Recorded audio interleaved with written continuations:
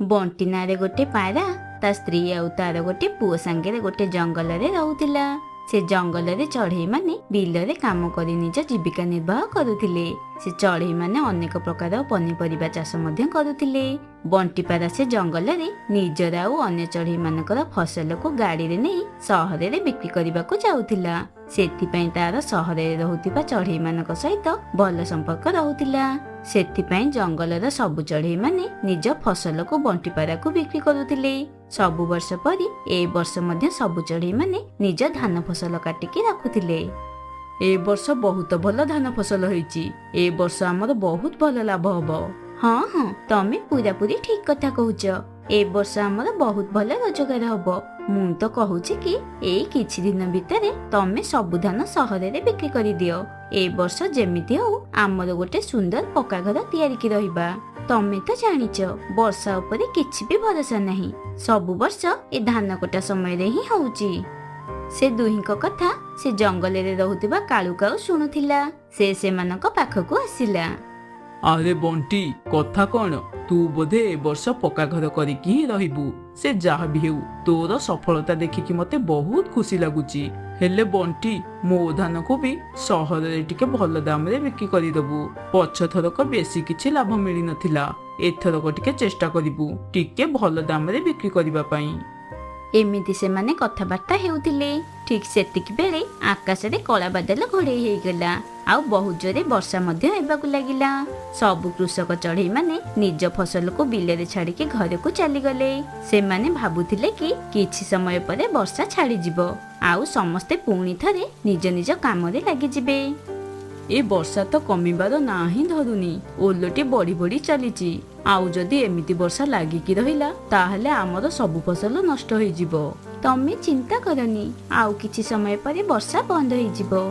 जोर जोरे पवन हेबा परे वर्षा जंगलर चासी चढ़ई मानक उपरे बड़ काळ हेकी बरसिला। जंगलर सबु चढ़ई माने धान आउ फसल बिल रे ही छाड़ी आसीथिले। से माने केवल सकाळ हेबाकू अपेक्षा करिथिले। सकाळ हेबा परे जेतेबेले सबु चढ़ई माने बिल रे पहुंचिले सेठाकार दृश्य देखिकी से माने समस्ते आश्चर्य होई गले। वर्षा हेबा कारणरू फसल संपूर्ण नष्ट होई जाइथिला। ता छडा फल आउ पनीपरिबा फसल मध्य नष्ट होई जाइथिला। हे भगवान ए सब कोन हेई गला? आमर सबु फसल तो नष्ट होई जाइची। आमे भाबिथिलु कि एथरक भल लाभ हबो। हेले ए सब कोन हेई गला? मते लागुची आम उपरे काहार गोटे नजर लागि गला। एबे हमर कोन हबो? आमे कोन खाइबू? सबु चढ़ई माने निज बिल रे जेतिकी भी धान बंची जाइथिला से सबु को नेकी सेठारु चली गले। सेतिकी बेले पुणी थरे वर्षा हेबाकू लागिला। हेले एथरक आहुरी जोरे वर्षा हेबाकू लागिला। हे भगवान ए केमितिका परीक्षा नौच? आमर तो सबु फसल बर्बाद हो जाइची। आउ कोन आमठू घर भी छड़ेई कि नबाकू चाहुच? तमे कांदनी सबु ठीक हे जिवो। वर्तमान चला आमे घर को जिबा। गोटे दी दिन भितरे वर्षा बंद हो जिवो। वर्तमान आम पाखे अल्प किछि खाइबा अछि। सेथिरे आमर घर चली जिवो। तापरे देखिबा कोन होउची। बंटी पर आउ ता स्त्री निज घर को चली गले। सेतिकी बेले से माने देखिले से रहुथिबा गछ अधा पानी रे बुड़ी जाइची। सेमानकु भय थिला कि जदि वर्षा एमिति लागिकी रहिला ताहाले तांको घर भितरे पानी पसि जिवो। जो कथारे भय थिला सेया ही हेला। पानी तो घर भितर पसि आसिलानी।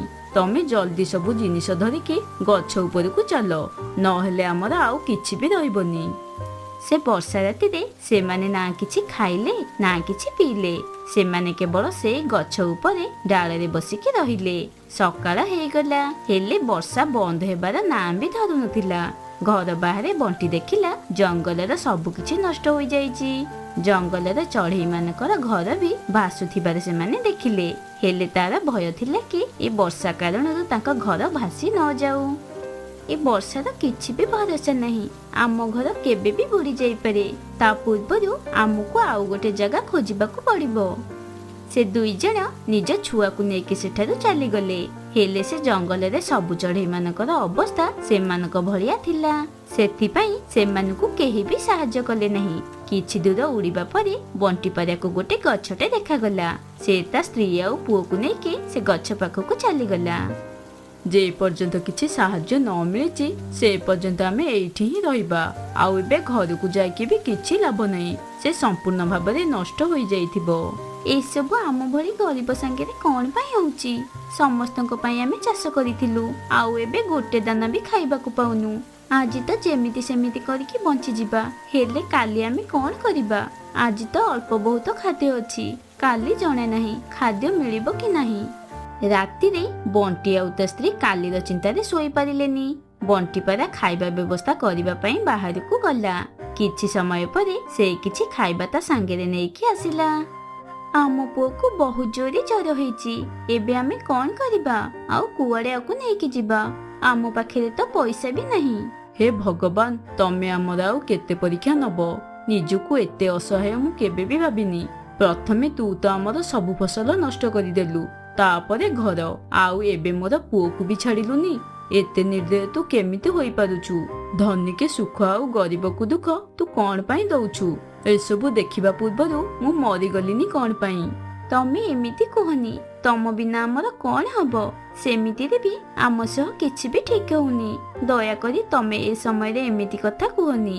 ବର୍ତ୍ତମାନ ପୁଅ ମୁଣ୍ଡରେ ମୁଁ ଓଦା କପଡା ପକେଇ ଦଉଛି। ଆରେ ତମ ମୁଣ୍ଡ ଖଣ୍ଡିଆ କେମିତି ହେଲା? ତମ ମୁଣ୍ଡରୁ ତ ରକ୍ତ ବାହାରୁଛି। ମୁଁ ତମକୁ କଣ କହିବି? ଖାଇବା ଆଣିବାକୁ ଯାଇଥିଲି, ସେତିକି ବେଳେ ମୋ ଉପରେ ଗୋଟେ ଗଛ ଡାଳଟେ ପଡିଗଲା। ସେତିକି ବେଳେ ମୋ ମୁଣ୍ଡ ଫାଟିଗଲା। ସେତିକି ବେଳେ ବଣ୍ଟିପାରାର ପୁଅ ବହୁତ ଜୋରେ କାନ୍ଦିବାକୁ ଲାଗିଲା। ଚୁପ ହେଇଯା ପୁଅ, ତୁ କଣ ପାଇଁ କାନ୍ଦୁଛୁ? ୟା ଦେହରେ ତ ତାତି ବଢିବାରେ ଲାଗିଛି। ମୁଁ ବୁଝିପାରୁନି ମୁଁ ଏବେ କଣ କରିବି। ପାଣି କପଡା ତା ମୁଣ୍ଡ ଉପରେ ଦେଲି, ହେଲେ ଜ୍ୱର କମିବା ବଦଳରେ ବଢିବାକୁ ଲାଗୁଛି। ତମେ ଏଇଠି ପୁଅ ପାଖରେ ଥାଅ, ମୁଁ ବାହାରେ ଯାଇ ଦେଖୁଛି, କାଳେ କିଛି ସାହାଯ୍ୟ ମିଳିଯିବ।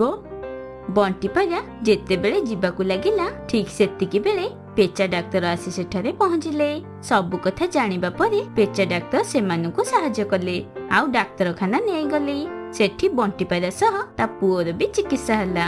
କିଛି ଦିନ ପରେ ଜଙ୍ଗଲର ରାଜା ସମସ୍ତଙ୍କୁ ଖାଦ୍ୟ ସହ ଟଙ୍କା ମଧ୍ୟ ବାଣ୍ଟିଲେ। ବଣ୍ଟିପାରା ତା ପରିବାର ସହ ତା ଜଙ୍ଗଲକୁ ଫେରିଗଲା, ଆଉ ତା ପରିବାର ପାଇଁ ଗୋଟେ ସୁନ୍ଦର ଘରଟେ ବି ତିଆରି କଲା। ଆଉ ଏବେ ସେ ପୂର୍ବ ଭଳି ଚାଷ କାମ କରିବାକୁ ଲାଗିଲା। ଏବେ ସେ ଦୁହିଁଙ୍କ ଜୀବନ ଖୁସିରେ ବିତିବାକୁ ଲାଗିଲା। ଟିକି ଚଢ଼େଇକୁ ଅଲଗା ଅଲଗା ପ୍ରକାରର ଖାଦ୍ୟ ଖାଇବାକୁ ବହୁତ ଭଲ ଲାଗେ। ସେ ସବୁ ସମୟରେ କିଛି ନା କିଛି ଖାଉଥିଲା। ତାକୁ ବହୁତ ଜଲ୍ଦି ଗୋଟେ ସରକାରୀ ସ୍କୁଲରେ ଚାକିରି ମିଳିଗଲା। ସେଥିପାଇଁ ସେ ସ୍କୁଲକୁ ଗଲା ବେଳେ ଗୋଟେ ଜାଗାରେ ତା ପାଇଁ ଖାଇବା ନେଇକି ଯାଉଥିଲା। ଆରେ ଟିକି, ଏତେ ବଡ ବ୍ୟାଗରେ ସ୍କୁଲକୁ କଣ ନେଇକି ଯାଉଛ? କିଛି ନାହିଁ ଭାଉଜ, ମୁଁ ଖାଇବା ନେଇକି ଯାଉଛି। ଯେବେଠୁ ସ୍କୁଲରେ ଚାକିରି ହେଇଛି ସେବେଠୁ ମୁଁ ଠିକ ସେ ଖାଇବା ବି ଖାଇପାରୁନି। ହଉ ଭାଉଜ, ମୁଁ ଏବେ ଯାଉଛି, ମୋର ଡେରି ହଉଛି।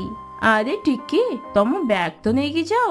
ଥ୍ୟାଙ୍କ ୟୁ ଭାଉଜ, ଯଦି ମୁଁ ଭୁଲି ଯାଇଥାନ୍ତି ତାହେଲେ ମୁଁ ଭୋକରେ ପାଗଳ ହେଇଯାଇଥାନ୍ତି। ଟିକିକୁ ଦେଖିବା ମାତ୍ରେ ହିଁ ସ୍କୁଲର ପିଲାମାନେ ଆଉ ଅନ୍ୟ ଟିଚର ମାନେ ଚୁପ ଚୁପ କଥା ହୁଅନ୍ତି। କଣ ହେଲା ଗୌରୀ ମ୍ୟାମ? ଆରେ ପାରା, ତମେ ସେ ଟିକି ମ୍ୟାମକୁ ଦେଖିଲ? ଆଜି ପୁଣି ଥରେ ବ୍ୟାଗ ଫୁଲ କରିକି ଖାଇବା ଆଣିଛନ୍ତି। କେଜାଣି ପିଲାମାନଙ୍କୁ ସେ କଣ ପଢଉଥିବେ ଆଉ କଣ ଶିଖଉଥିବେ। ନିଜ ଭଳି ଖାଇବା ଶିଖଉଥିବେ। ହା ହା ହା। ଏପଟେ ଟିକି ନିଜ ବ୍ୟାଗ ନେଇକି କ୍ଲାସ ରୁମରେ ପହଞ୍ଚିଲା। ଗୁଡ ମର୍ଣ୍ଣିଂ ପିଲାମାନେ, ବସି ପଡ। ସବୁ ପିଲାମାନେ ନିଜ ନିଜ ସିଟରେ ବସି ପଡିଲେ। ଟିକି ବି ନିଜ ଚେୟାର ଉପରେ ବସି ପଡିଲା। ଜଲ୍ଦି ଜଲ୍ଦି ଆସିବା ଚକ୍କରେ ମତେ ଖାଇବା ପାଇଁ ଟିକେ ବି ଟାଇମ ମିଳିଲାନି। ସେ କ୍ଲାସ ରୁମରେ ବସି ବସିକି ଚା ଆଉ ପରଟା ଖାଇବାକୁ ଲାଗିଲା। ସବୁ ପିଲାମାନେ ଟିକି ମ୍ୟାମକୁ ଅନେଇକି ରହିଲେ। ଆରେ ପିଲାମାନେ, ତମେ ସମସ୍ତେ ମତେ ଏମିତି କଣ ପାଇଁ ଦେଖୁଛ? ସବୁ ପିଲାମାନେ ନିଜ ନିଜର ନୋଟବୁକ୍ ବାହାର କର, ଆଉ ଗାଈ ବିଷୟରେ ରଚନା ଲେଖ। ପିଲାମାନେ ନିଜ ନିଜ କାମ କରିବାକୁ ଲାଗିଲେ। ସେ ଭିତରେ ଟିକି ନିଜର ଚା ଆଉ ପରଟା ଖାଇକି ଶେଷ କରିଦେଲା। କିଛି ସମୟ ପରେ ପିଲାମାନଙ୍କୁ ତାଙ୍କ ପାଠ କରିବାକୁ କିଛି ସମୟ ଲାଗିବ। ସେ ଟାଇମ ଭିତରେ ଯାଉଛି ଫଳ ଖାଇଦେବି। ଟିକି ତା ବ୍ୟାଗରୁ କିଛି ଫଳ ବାହାର କଲା, ଆଉ ତାକୁ ଖାଇବାକୁ ଲାଗିଲା। ସେତେବେଳକୁ ପିଲାମାନେ ବି ତାଙ୍କ ପାଠ କରିଦେଇଥିଲେ। ଗୋଟି ଗୋଟି କରିକି ସବୁ ପିଲାମାନେ ନିଜ ନିଜର ପାଠ ନେଇକି ଟିକି ମ୍ୟାଡମଙ୍କ ପାଖକୁ ଦେଖେଇବାକୁ ଗଲେ। ଟିକି ପିଲାମାନଙ୍କର ନୋଟ ଦେଖିଲା, ଆଉ ତା ସହିତ ଫଳ ବି ଖାଉଥିଲା। ଫଳ ତ ସରିଗଲା, ଏବେ କିଛି ଖଟା ମିଠା ଖାଇବାକୁ ଇଚ୍ଛା ହଉଛି। ଯାଉଛି ଚିପ୍ସ ଖାଇବି।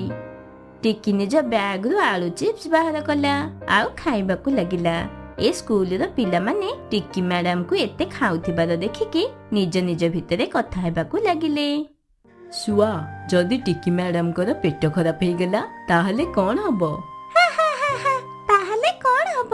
ସେଦିନ ବି ମ୍ୟାଡାମ ଟୋଟାଲି ଉପରେ ବସିକି ଖାଇବେ। କିଛି ବି ହେଇଯାଉ, ଟିକି ମ୍ୟାଡାମ ତାଙ୍କ ଖାଇବା କେବେ ବି ଛାଡିବେନି। ସେ ଦୁଇ ଜଣ ହସୁଥିବାର ଟିକି ମ୍ୟାଡାମ ଦେଖିଦେଲେ।